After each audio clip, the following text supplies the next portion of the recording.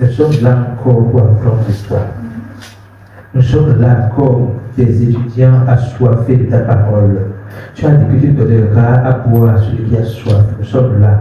Nous avons soif, non pas du salut, mais de la connaissance du salut. Parce que tu as déjà fait grâce d'être sauvé. Nous avons soif de connaître ton salut, de connaître les bienfaits de ton salut, de connaître tout ce que tu nous as donné au travers du salut que nous avons reçu par la foi en Jésus-Christ. Père, nous sommes disposés, nos cœurs sont disposés, nos oreilles sont ouvertes, notre intelligence est ouverte pour comprendre ta parole et pour la recevoir. C'est au nom de Jésus que nous avons prié. Alléluia. Aujourd'hui, nous allons poursuivre notre étude sur les actes des apôtres. Nous sommes en principe sur acte 5, mais nous allons constater quelque chose. Quand on avait écrit la Bible, c'était pas avec des chapitres, c'est les êtres humains qui ont mis les chapitres pour pouvoir essayer de référencer, de documenter les choses. Okay? Donc, le récit de Actes des apôtres 5 commence à la fin de Actes des apôtres 4. Okay? Donc, nous allons lire Actes 4, verset 32. Super, voilà, ça me fera plaisir pour bien lire. Actes 4, verset 32. La multitude de ceux qui avaient cru n'était que corps, que cœur et qu'une âme. La multitude de ceux qui avaient cru n'était que cœur et qu'une âme. Si nous suivons bien l'étude à ce jour, combien on peut estimer cette multitude-là? À la Pentecôte, Pierre qui ne pouvait pas tenir devant deux femmes. Après qu'il ait manifesté le don de la langue, a pu prêcher la bonne nouvelle et a convaincu 3000 cœurs, 3000 personnes passées de Jésus-Christ.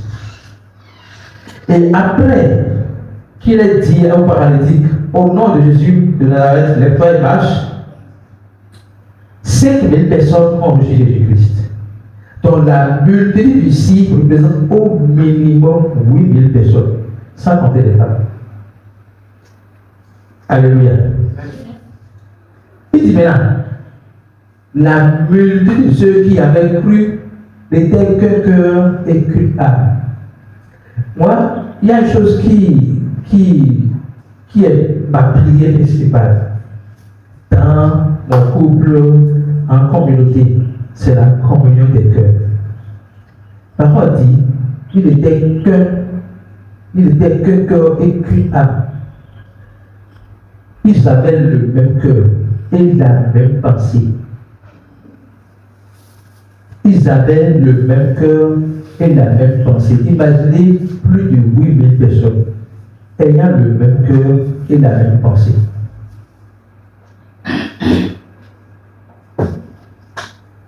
La communion des cœurs était quelque chose de réel à cette époque-là. Maintenant, nul ne disait que ces biens lui appartenaient en propre, mais tout était commun entre eux. Nul ne disait que ces biens lui appartenaient en propre, mais tout était commun entre eux. Je vais montrer quelque chose. Dès que les gens ont cru en Jésus-Christ, ils ont compris quelque chose depuis ce moment-là que nous, aujourd'hui, on n'a pas encore compris. J'appartiens à Dieu et tout ce que Dieu m'a donné lui appartient. J'appartiens à Dieu et tout ce que Dieu m'a donné lui appartient. Autrement, rien ne m'appartient en dehors de ce que je peux donner. Rien ne m'appartient, j'ai tout reçu. La parole dit, qu'avez-vous que vous n'aviez pas reçu? Ah non, moi j'ai travaillé 30 ans, ok. La force que tu as même de travailler là, qui te l'a donné? La parole dit encore que c'est Dieu qui donne la force d'acquérir des richesses. Donc, ils ont compris très tôt que ils appartiennent à Dieu Et tout ce qu'ils ont, leur avoir, leur possession, appartient à Dieu. Ça, c'est la première chose que les gens ont compris. Ils n'ont pas encore allé à l'école de discipulat. Ils ne sont pas encore allés à l'école de discipulat. Ils ont juste cru. Et cette conviction dans le salut de Jésus-Christ leur a montré combien ils ne sont rien sans Jésus-Christ. Combien leur possession n'a aucune valeur à côté du sacrifice de Jésus-Christ. Alléluia. Est-ce que vous suivez? Verset 33. Nous voulons en fait traiter de la question de Saphira et Ananias, mais on va partir de là. Okay? Car les apôtres rendaient avec beaucoup de force témoignages de la résurrection du Seigneur Jésus-Christ, et une grande grâce reposait sur eux. Une grande grâce reposait sur les apôtres et sur la communauté des croyants, parce que les apôtres rendaient. Pardon, reviens à 33, s'il te plaît. Une grande grâce reposait sur les apôtres et la communauté des croyants, parce que les apôtres rendaient un témoignage vivant de la résurrection de Jésus-Christ. Ça veut dire quoi? La prédication de la résurrection de Jésus-Christ engendre une grâce, mais pas une petite grâce, une grande grâce. Mais pas une grâce spirituelle seulement, mais une grâce tangible dans le monde physique. Et vous allez voir la suite, verset 33. Les apôtres, et verset 34 maintenant. Car il n'y avait parmi eux aucun indigent. Donc, la tangibilité de la grâce, de la grande grâce là, c'est qu'au milieu des 8000 croyants, des plus de 8000 croyants, personne ne pouvait être nécessiteux.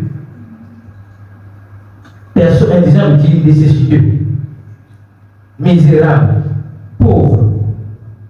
Personne, on pouvait appeler personne nécessiteux au milieu de la communauté des croyants.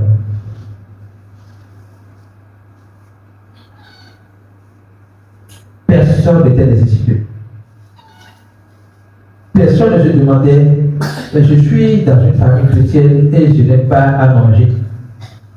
Personne ne disait cela. Pourquoi? La raison était déjà, ils n'ont pas construit leur bien. Ceux qui étaient riches n'avaient pas construit leur bien comme leur propriété personnelle. Tous ceux qui possédaient des champs ou des maisons les vendaient, apportaient le prix de ce qu'ils avaient vendu. Tous ceux qui possédaient des champs et des maisons les vendaient, apportaient le prix de ce qu'ils avaient vendu. Je me suis posé une question ici.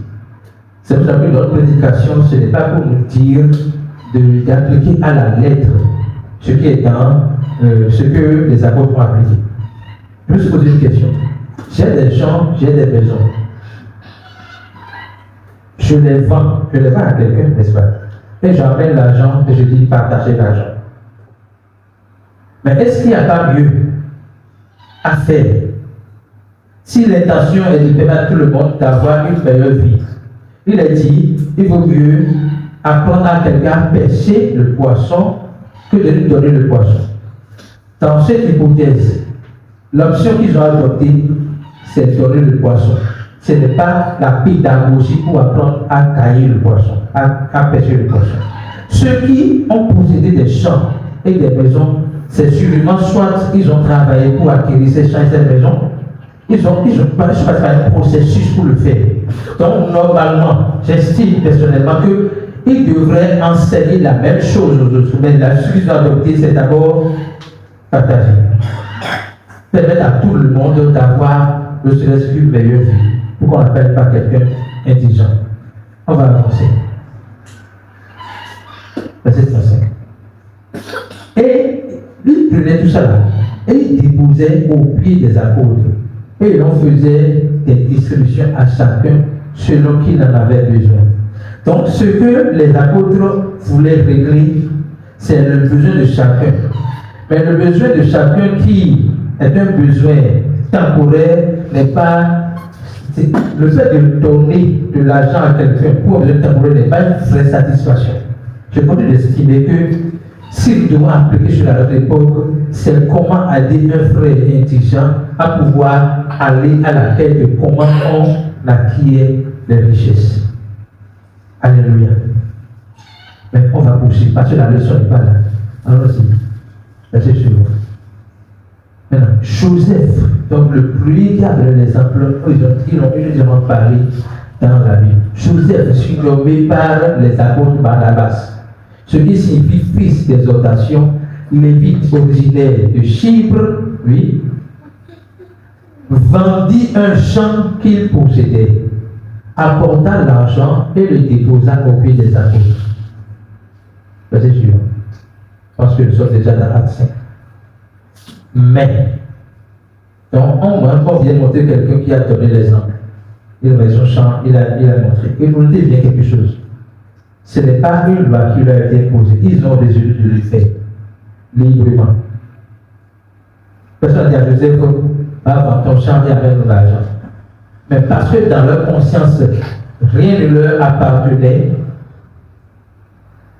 ils sont allés vendre le champ pour mettre à la disposition des apôtres afin que tout le monde puisse avoir un peu, pour qu'il n'y ait pas d'indigence. Ok? Mais un homme nommé Ananias, avec sa fille à sa femme, vendit une propriété. Oui. Et retint une partie du prix. Sa femme le sachant. Puis il apporta le reste et le déposa au pied des apôtres. Cette précision-là, je me suis interrogé. Première chose, le fait d'aller vendre mon champ, ça n'a pas été imposé. Le fait de vendre ma maison, on ne me l'a pas imposé. Ça veut dire que je peux vendre ma maison et dire je garde la moitié du prix pour moi-même et je donne ce que je veux pour les apôtres. Je veux faire cela. On ne pourra pas dire que j'ai péché. Ok? Donc, je veux qu'on voit la mentalité de Ananias. Parce que je pense qu'il est en droit de prendre une partie, garder la maison et de l'autre partie. Mais je veux qu'on voit sa mentalité. Ok? Allons-y. Pierre lui dit à Ananias, pourquoi Satan a-t-il rempli ton cœur au point que tu mentes au Saint-Esprit et que tu aies retenu une partie du prix du champ? Revenons au verset 3, on voit quelque chose. Pierre, verset 4, verset 2 d'abord. Verset 2. Revenons au verset 2. Bon, Ananias, il retint par une prix, sa femme de ce champ, puis il apporta le reste et le déposa auprès des apôtres. Oui, continuez. Je veux vous montrer quelque chose. C'est que Ananias a le plein droit de garder partie de l'argent. Ce n'est pas un péché. Mais là où se trouve la faute, on va voir ça tout à l'heure. Il fait entendre, parce qu'on n'a pas dit, il fait entendre aux apôtres que c'est à ce prix qu'il a vendu. Il pouvait dire, je l'ai vendu à 1 million, mais c'est mieux vous donner 500 000. Quelqu'un va le frapper. Il peut dire, j'ai vendu mon champ à 1 million, mais moi, j'ai résolu dans mon cœur, sans tristesse et contrainte, de vous donner 500 000. Mais il a fait entendre à Pierre que les 500 000 étaient le prix réel du champ qu'il a vendu. Et Pierre dit, Ananias, pourquoi Satan a-t-il rempli ton cœur au point que tu mentes au Saint-Esprit et que tu aies retenu une partie du prix du champ? Verset suivant. Verset suivant. Il n'eût pas été vendu. S'il n'eût pas été vendu, ne te resterait-il pas? Et après qu'il ait été vendu, le prix n'était-il pas à ta disposition? Souvent, on fait entendre que Pierre a dit des paroles de condamnation et d'accusation à l'égard de Saphira. Je voudrais rectifier ça. Il dit, s'il n'a pas été vendu, ne te restera-t-il pas? C'est pas pour toi. Maintenant, même si tu l'as vendu, le prix n'était-il pas pour toi? Autrement, tu peux me dire, j'ai vendu ça à 1 million, j'ai vendu ça à 1 million, mais je vais te donner tel montant. Mais tu n'es pas libre. Vous comprenez? Tu n'es pas libre. Pourquoi tu t'enfermes dans une loi qu'on t'a pas donnée? Pourquoi tu te donnes de la peine jusqu'à mentir pour quelque chose qu'on ne t'impose pas? Comment as-tu pu mettre en ton cœur un pareil dessein? Parce que ce n'est pas qu'en amont, il est écrit que si tu achètes ta parcelle à tel montant, que tu vas te donner. Ce n'est pas parce que c'est toi qui décides de donner. Mais regarde-nous, et pour le dire, mais le gars, qui est derrière toi? Qui t'impose de dire ça? Qui t'impose de mentir? Donc ce n'est pas une accusation et une condamnation. C'est des questionnements pour amener Saphira à réfléchir, à voir que vraiment il est dans le décor. Il n'a pas besoin de faire ce qu'il a fait là. Comment maintenant? Il dit ce n'est pas à des hommes que tu as menti, mais à Dieu. Maintenant, la parole dit à la suite dit que en entendant cette parole, Ananias mourut. Je voudrais dire quelque chose. Ce n'est pas les paroles de condamnation de Pierre qui ont causé la mort d'Ananias. Et je précise, Pierre n'a pas condamné Ananias. Pierre rétablit l'esprit du partage. Je ne t'ai jamais dit que si tu vends ta parcelle à 1 million, donne-moi tous les 1 million. Mais ne viens pas me dire que tu l'as vendu à 500 000 alors que c'est réellement à 1 million. Pourquoi tu dois penser jusqu'à ce niveau? Donc déjà, je vais montrer quelque chose. Ananias a une perception erronée du principe qu'ils se sont établis. Ananias n'était pas du même cœur qu'eux. Suivez bien ce que je dis. Il n'avait pas la même pensée que au départ, on disait que tous ceux qui avaient cru étaient qu'une âme. Ananias, lui, particulièrement, n'avait pas le même cœur. Avoir le même cœur, c'est avoir la même perception de ce que nous sommes en train de faire ensemble. Avoir la même pensée, même âme veut dire avoir la même pensée sur la chose. Donc Ananias n'avait pas le même cœur que les autres et la même pensée que les autres. Et je crois que c'est parce que la phrase là est sortie. Tu as menti à Dieu. Ce n'est pas aujourd'hui que tu as menti à Dieu. C'est cette phrase-là qui l'a déstabilisé. Et cette phrase n'est pas une condamnation. Parce qu'il ne pouvait pas imaginer que Pierre saurait qu'il a menti. Donc le fait même que Pierre, sans être là au moment où il vendait, il faisait des transactions, précise qu'il a retenu par l'évasion, était scandaleux pour lui. Il ne s'en revenait pas. Il venait de voir qu'il a commis un grand péché. Et je suis sûr que dans sa mentalité, le blasphème contre le Saint-Esprit est impardonnable. Je suis sûr que dans sa mentalité, il croit que même en étant croyant, il peut blasphémer le Saint-Esprit, et qu'il blasphème le Saint-Esprit, il est impardonnable. Donc autant mourir. Ce qui a tué Ananias, ce n'est pas Pierre. C'est sa compréhension des paroles de Pierre. C'est sa compréhension de l'offense, ou ce qu'on appelle offense au Saint-Esprit.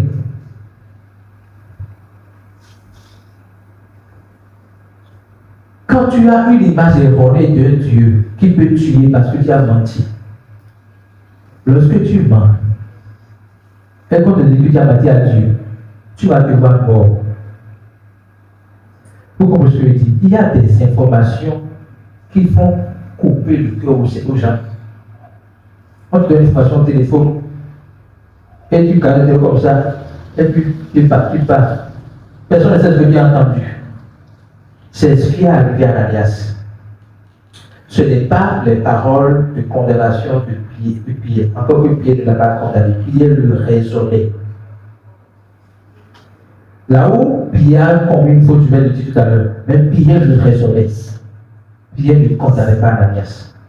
Autrement, ce n'est pas Dieu qui a causé la mort d'Ananias.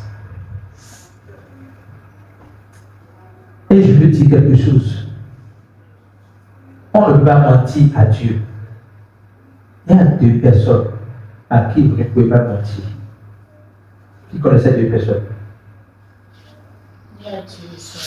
Il y a Dieu et soi-même.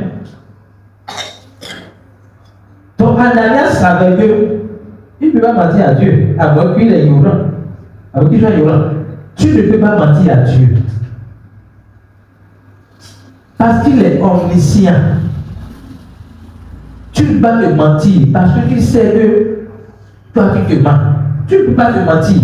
Les autres vont recevoir ce que tu dis comme vérité. Mais toi tu sais à ton cœur que ce que tu as dit là n'est pas la vérité. Ok?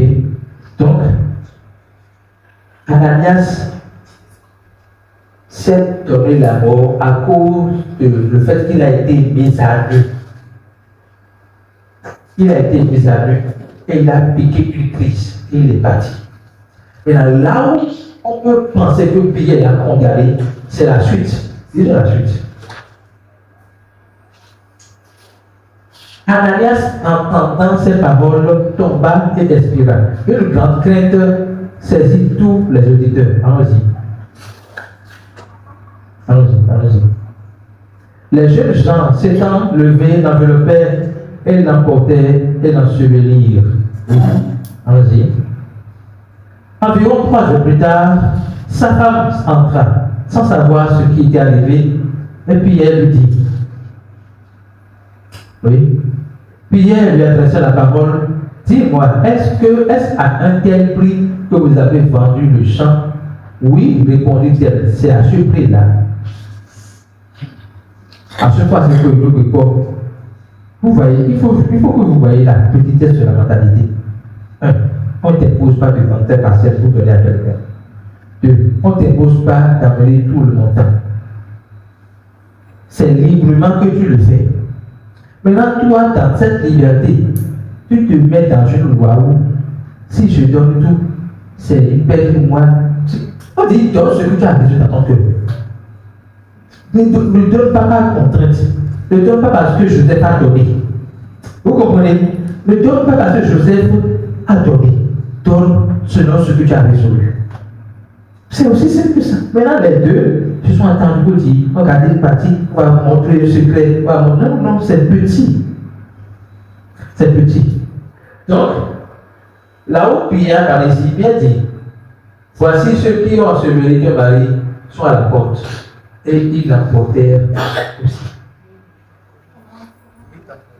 Et ils t'emporteront. Maintenant, verset suivant. Au même instant, elle tomba au pied de la porte et expira. À ce niveau, je veux dire que ça là, Pierre a décrété la mort sur l'autre. Mentir n'est pas un péché qui tue. Sinon, tu es à Calvin, tu es à Cassato, tu es à Calvin, tu es à Colicola, tu vas mourir. Donc mentir n'est pas un péché qui tue. Mais ce qui s'est passé est que j'ai l'impression, et si on se voit là-bas, je vais lui dire ça, qu'il voulait montrer une puissance.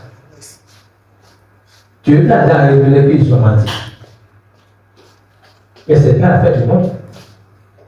Tu t'en tiens au raisonnement. Ah, j'ai dit à ton mari que c'était pas nécessaire de mentir. Vous pouvez dire quelque chose.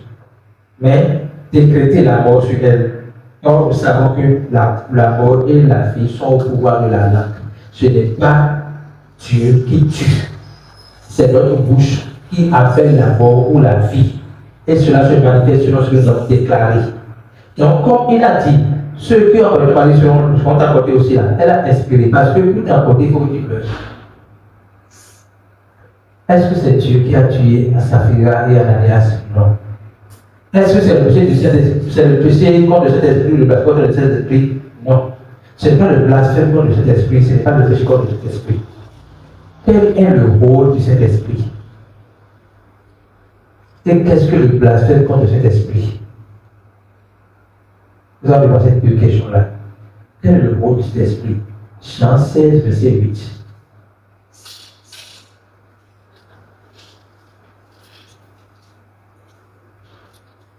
Jean 16, verset 8. Jésus parlait à propos du Saint-Esprit qu'il viendra après sa résurrection. Il dit, quand il sera venu, il convaincra le monde en ce qui concerne le péché, la justice et le jugement. Quand le Saint-Esprit sera venu, il convaincra le monde en ce qui concerne le péché, la justice et le jugement. Oui, verset suivant. Le péché, en ce qui concerne le péché, parce qu'il ne croit pas en moi. Oui, la justice, parce que je vais au Père et que vous ne me verrez plus. Oui, le jugement, parce que le prince de ce monde est jugé. Écoutez bien ceci. Deux choses. N'est-ce pas? Je vais dire deux choses ici. Première chose, le Saint-Esprit n'est pas une personne à part. Le Saint-Esprit, c'est Dieu en nous.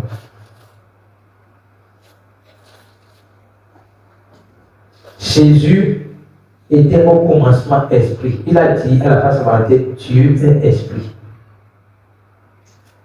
Et il devait venir dans ce monde pour sauver les hommes, pour donner son sang, donner sa vie.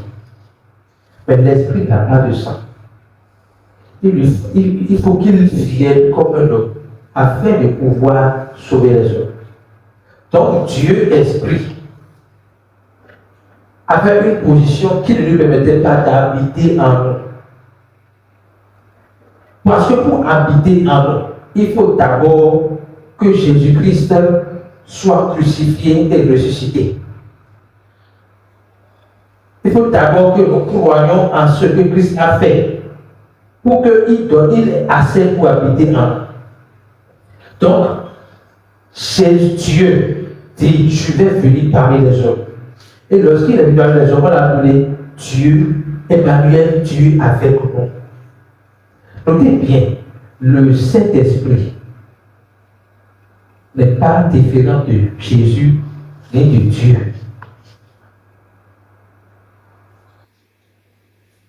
Ce n'est pas qu'il y a trois dieux, Dieu le Père, Dieu le Fils et Dieu le Saint-Esprit. Non. C'est le même Dieu qui, en tant qu'esprit, décide de devenir homme, appelé Emmanuel, Dieu avec nous. Effectivement, il était avec les hommes, il a marché avec les hommes, il a été crucifié. Et le troisième jour, il est ressuscité. Après sa résurrection, il a rendu l'Esprit Saint disponible. Et l'Esprit Saint, c'est encore Jésus.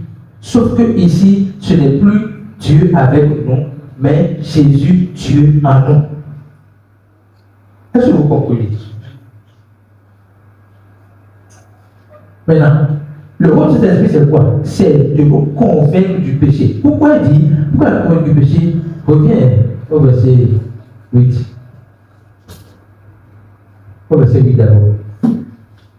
Pourquoi il vous convainc du péché? Il convainc du péché parce que nous ne croyons pas. Il dit, quand il sera venu, il convaincra le monde en ce qui concerne le péché, la justice et le jugement. Le péché d'abord, oui. Maintenant, verset suivant. Le péché, en ce qui concerne le péché, parce qu'il ne croit pas en moi. Donc, la première chose que Jésus fait, C'est lorsqu'on te prêche l'évangile, ce n'est pas le prédicateur de l'évangile qui te convainc. Quand il prêche l'évangile, non. C'est le Saint-Esprit qui te convainc du péché. Pour que tu puisses croire. La puissance du péché, ce n'est pas pour que tu sois condamné, mais que tu réalises que tu ne peux pas renouveler ta propre nature. J'ai la nature pécheresse. Et pour devenir enfant de Dieu, je dois hériter la nature de Dieu. Et cela ne passe que par la foi. Donc, j'essaie de te convaincre pour que tu saches que tu ne peux pas te sauver. Jésus a livré son corps pour que nous puissions avoir le pardon des péchés. Ok? Maintenant, de justice, parce que je viens au Père. Qu'est-ce que vous comprenez par là? Après la résurrection de Jésus-Christ, la parole dit qu'il est ressuscité pour votre justification. La mort de Jésus-Christ nous donne le pardon des péchés. La résurrection de Jésus-Christ nous donne la justification. Alléluia. Et c'est le rôle de cet esprit. Tous ceux qui ont partagé le bien sont des croyants. Autrement, ils ont déjà convaincus du péché, ils savent que par leur propre force, je peux sur lui.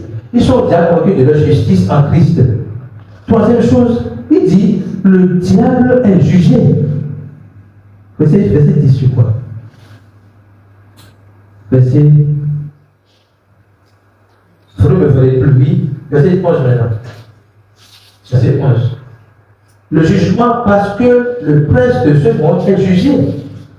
C'est pas qu'il sera jugé, il est déjà jugé. Jugé veut dire condamné. Je veux dire condamné à vie. Le diable est déjà jugé. Autrement, le diable n'a plus de pouvoir sur nous. Alléluia. Amen. Donc le rôle de cet esprit, ce n'est pas de nous condamner, mais c'est de nous convaincre de ce que nous pouvons croire en Jésus-Christ et être sauvés. Avoir la justification par la foi, être conscient que nous sommes touchés dans le péché du diable. Alléluia. Donc, Adam et Ananias et Saphira n'ont pas placé le cet esprit parce que le croyant qui a déjà cet esprit en lui ne doit pas placer le cet esprit. Le blasphème contre cet esprit, c'est quoi? C'est simplement le rejet de Jésus-Christ. C'est tout. Et quand on dit que c'était pardonnable, c'est parce que lorsque on te prêche l'évangile, le Saint-Esprit te dit en même temps les raisons pour lesquelles tu dois accepter l'évangile. Donc tu rejettes cela. Tu veux te rejeter le Saint-Esprit, rejeter la solution qu'on te donne. Donc la parole de Dieu dit, Jésus dit lui-même, celui qui croit est point jugé. Celui qui ne croit pas est déjà jugé. Maintenant, quand je dis ça, est-ce que ça veut dire que la personne qui n'a pas cru aujourd'hui ne peut pas savoir croire demain? Non. Donc le péché comme cet esprit n'est valide que après ta mort. Je suppose que tu ne crois pas en Jésus-Christ. Tu refuses de croire en Jésus-Christ et en 2025. C'est le verset tu refuses. Et tu meurs en 2050. Hein? Et en 2049, tu dis oui, je reçois Jésus-Christ. Tu as fini avec le péché de cet esprit. Donc, le péché de cet esprit est impardonnable pour le reste de ta vie, jusqu'à ce que tu meurs. Le jour où tu changes de décision pour recevoir Jésus-Christ, là, c'est pardonnable. Le péché contre l'esprit est impardonnable chaque fois que tu reçois Jésus-Christ. Mais le jour où tu reçois Jésus-Christ, ce péché est pardonné. Je reprends. Le péché contre cet esprit est impardonnable. Chaque fois quand tu reçois Jésus-Christ. Mais Dieu de sa miséricorde envoie des gens vers toi pour que tu puisses te donner la chance de croire en l'évangile. Le jour où tu crois, ce péché est pardonnable et même pardonné. Alléluia. Retenons ceci. Ananias et Saphira n'ont pas péché contre cet esprit. Ils n'ont pas blasphémé contre cet esprit. Parce que le croyant ne peut pas encore rejeter Jésus-Christ. Le croyant peut faire des erreurs. Et le mensonge n'est pas un péché qui mène à la mort. Nous connaissons le péché qui mène à la mort. Le péché qui mène à la mort, c'est le rejet de Jésus-Christ. Mais le péché qui ne mène pas à la mort, c'est les œuvres de la chair. Ce sont nos comportements, nos insuffisances, nos faiblesses. Ça ne conduit pas à la mort. C'est pour cela que, face à ce péché qui ne conduit pas à la mort, l'attitude de Pierre n'est pas vraiment christocentrique. Qu'est-ce que Jean propose? Jean, l'apôtre de Jésus-Christ, celui qui a mis sa poitrine, sa tête sur la poitrine de Jésus-Christ pour lui montrer son amour, il a dit, si tu vois quelqu'un comme le péché qui ne mène pas à la mort, prie pour lui. Adam et Pierre devaient juste prier pour eux, les exhorter, leur rappeler leur identité, sans décréter la mort. Alléluia. Ils nous sont appelés à éviter de condamner les frères pour leurs erreurs de conduite. Parce que nous avons pris par là. Nous avons été faibles. Aujourd'hui, il y a des péchés qu'on ne commet plus. Il y a des erreurs qu'on ne fait plus, c'est vrai. Mais hier, on faisait ces erreurs-là. Donc, si tu vois ton frère dans les mêmes erreurs aujourd'hui, tu dois savoir que je faisais ça. Comment j'ai pu m'en sortir?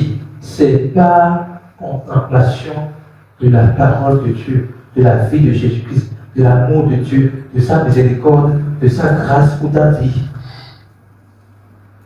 Alléluia. Le Seigneur vous donne une conclusion qui ne nous condamne pas parce qu'on fait des erreurs. Ce n'est pas lui qui nous tue, qui nous frappe quand on fait des erreurs. Non. Non. Dieu est lumière.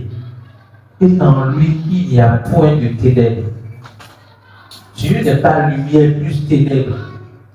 Pour être capable de faire du tort, de faire du mal à quelqu'un, parce que la personne a menti.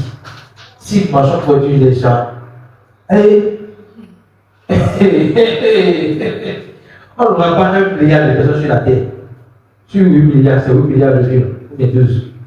En tout cas, sur 8 milliards de personnes sur la terre, on n'aura pas 1 milliard sur la terre. Et ce sont sûrement les bébés. Si le mensonge pouvait tuer, nous savons que ce n'est pas possible. Donc, ceux qui lisent ce verset pour montrer que Ananias a placé contre cet esprit, cet esprit impardonnable, il ne pardonne pas, il frappe faute. Dieu n'est pas un Dieu qui frappe par la mort. Il ne corrige pas sa parole. Il ne corrige pas sa parole. Il ne corrige pas sa parole. Je veux qu'on retienne en résumé le message ce matin. Dieu nous exhorte à comprendre que nous sommes sa propriété. Et tout ce que nous possédons sont à lui. Première leçon. Je suis la propriété de Dieu. Et tout ce que je possède sont à Dieu. C'est lui qui me donne la force d'acquérir les richesses, d'avoir ce que j'ai. Deuxième leçon.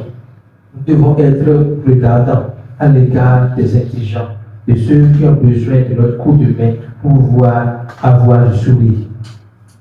Si nous ne le faisons pas, ça n'enlève pas notre salut. Mais ça, en le faisant, nous manifestons l'amour que nous avons reçu de Dieu.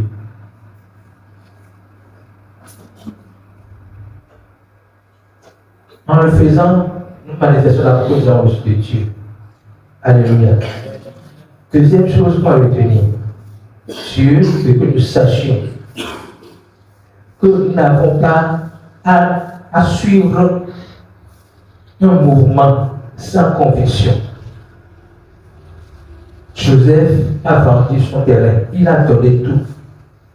Ça ne veut pas dire que c'est la règle. Ça ne veut pas dire que je dois faire comme Joseph.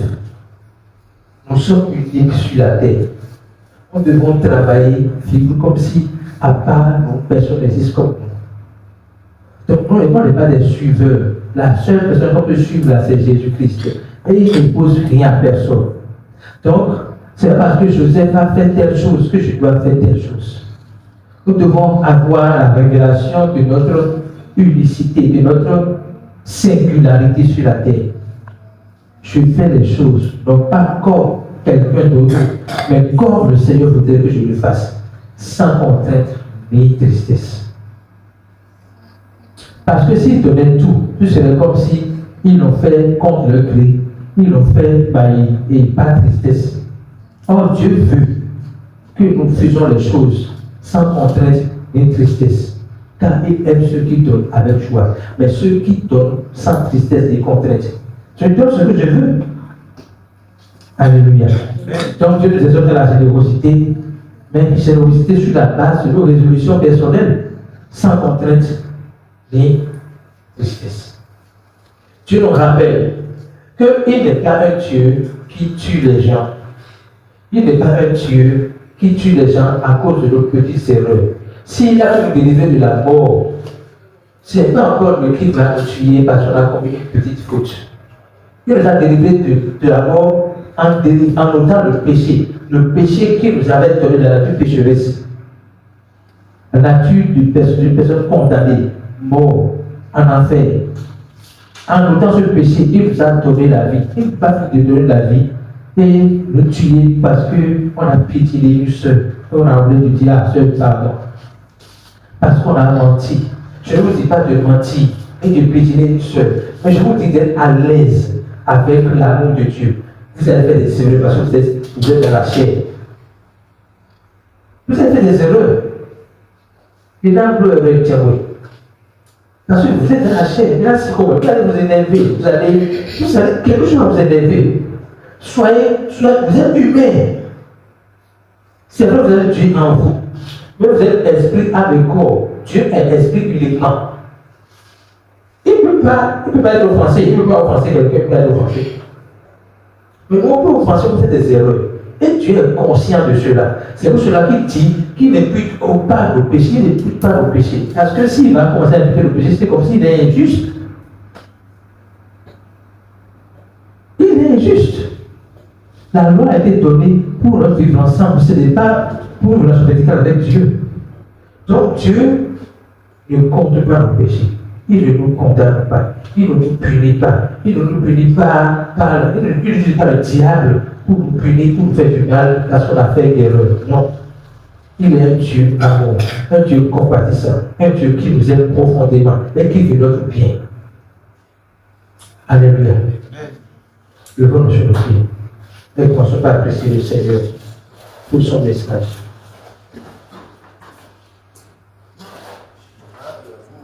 Je veux que tu commences à apprécier le Seigneur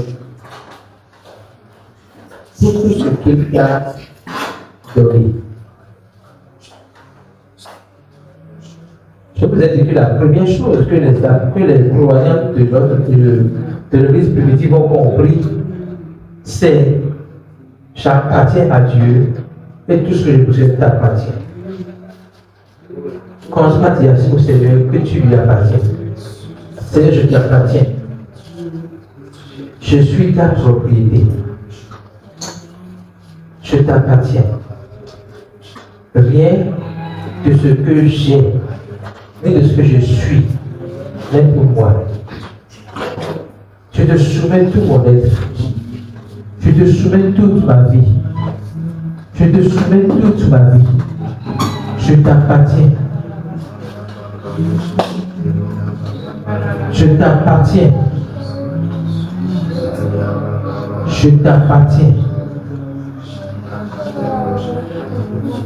Je t'appartiens. Je suis ta propriété.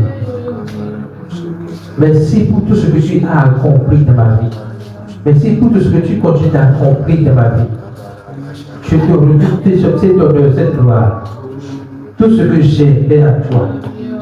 Parce que c'est toi qui m'as tout donné.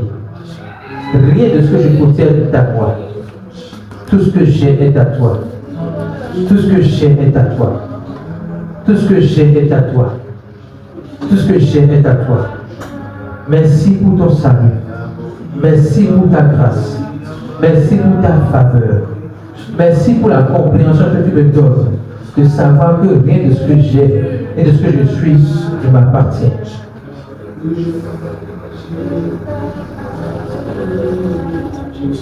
Je te confie ma maison. Je te confie ma famille. Je te confie mes enfants. Je te confie mon entreprise. Je te confie mes initiatives. Je te confie mes projets. Tout cela, tout ce que je viens de citer t'appartient. Rien ne m'appartient. Que ta main repose sur moi. Que ta main repose sur moi. Je t'appartiens, Seigneur. Je t'appartiens. Je ne m'appartiens pas. Je ne décide pas pour moi. Je t'appartiens. Je fais ce que tu me dis. Selon tes instructions. Je suis soumis à ton autorité. Je suis soumis à ta seigneurie. Parce que je crois que tu es plus sage que moi. Et tout ce que tu me diras de faire est pour mon bonheur. Merci Jésus. Merci Jésus. C'est au nom de Jésus que nous avons prié. Le Seigneur, quand il a aimé, il a donné. Et quand il a révélé son amour au début, au premier croyant, leur capacité, c'est de donner. Seigneur, apprends-moi à donner. Nous sommes devant toi pour que tu nous apprennes à donner. Et la première chose que nous devons donner, ce n'est pas d'abord les choses matérielles, mais c'est ta personne. Je veux te demander, Dieu me donne la force de prêcher ton message à temps et à contre-temps. Donne-moi la force de prêcher ton message partout où je suis. Donne-moi la force de prêcher ton message chaque fois que j'en ai l'opportunité. D'ailleurs, donne-moi plusieurs opportunités pour prêcher ton message, pour que des gens puissent découvrir qui tu es. Parce que le plus précieux don qu'on peut donner, la précieuse chose qu'on peut donner, la précieuse personne qu'on peut donner, c'est Jésus-Christ. Quand Dieu a tant aimé le monde, il n'a pas donné une chose, il a donné sa personne, il s'est donné lui-même au travers de Jésus-Christ. C'est pour cela que la première chose qu'on peut donner, ce qu'on peut donner de précieux, c'est la personne de Jésus-Christ. Que Dieu donne la force de prêcher le message de la grâce, de prêcher le message qui s'ouvre, de prêcher le nom de Jésus-Christ partout où nous sommes, à chaque fois qu'on a l'occasion. Que Dieu nous donne la grâce de prêcher le message. Merci Jésus. Merci pour ta grâce. Merci pour cette force que tu me donnes. La force que tu me donnes de prêcher le message sans peur, avec assurance, avec ceux qui m'entendent, puissent reconnaître l'autorité sur moi. Au nom de Jésus, nous avons prié. Nous avons prié pour que Dieu nous donne la grâce d'être généreux. Parce que l'une des natures de Dieu, c'est la générosité. Quand il a tant aimé, il a donné. Il n'a pas donné que sa personne. Lorsque cette personne-là est venue sur la terre, a été manifestée, Jésus, en chair et en os, il fait du bien aux gens. Il multiplie le pain pour donner aux gens. Il voit les personnes malades, il les guérit. Il voit que tu vas dans un problème, il te solutionne le problème. Je veux que tu pries pour que Dieu te fasse de toi la solution pour les gens. J'ai l'habitude de me dire à moi-même depuis que je suis la réponse à plusieurs prières. De la même manière qu'une question a été la réponse à la prière, je suis la réponse à plusieurs prières. Dis au Seigneur Jésus-Christ, je veux être la réponse à plusieurs prières.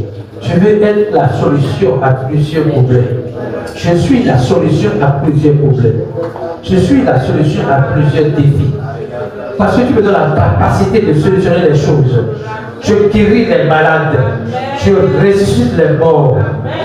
Au nom de Jésus-Christ. J'accorde la provision là où il n'y a pas de provision. Au nom de Jésus-Christ. Je donne la paix là où il n'y a pas la paix. J'apporte la joie là où la joie est absente.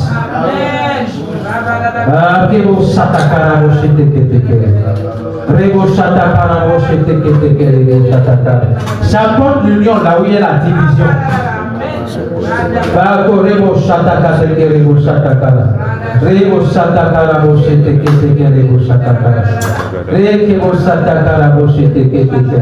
J'apporte le succès là où il y a l'échec. Merci Jésus. Je suis la solution à plusieurs problèmes. Parce que tu es la solution à moi. Et c'est par toi que je solutionne les problèmes. C'est par ta foi que je solutionne les problèmes. C'est par sa foi que je réponds aux défis. Au nom de Jésus-Christ. Au nom de Jésus-Christ. Au nom de Jésus-Christ. C'est au nom de Jésus que nous avons prié. Nous avons prié parce que nous avons dit merci à Dieu. Parce que nous savons qu'il ne nous condamne pas. Qu'il ne se juge pas selon nos actes. Nous voulons lutter. Que plus nous allons continuer à grandir, nous allons éviter certains péchés. Seigneur, nous te disons merci pour ta miséricorde. Parce que tu ne nous condamnes pas.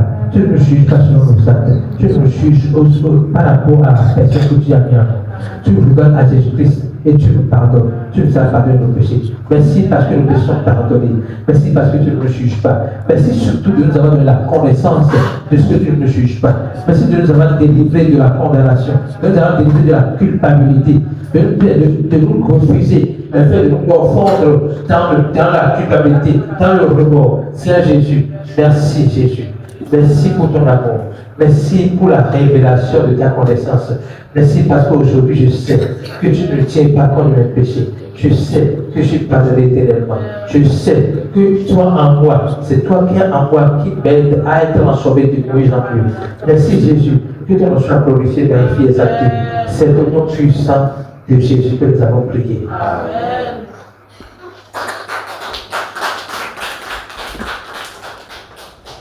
Alléluia.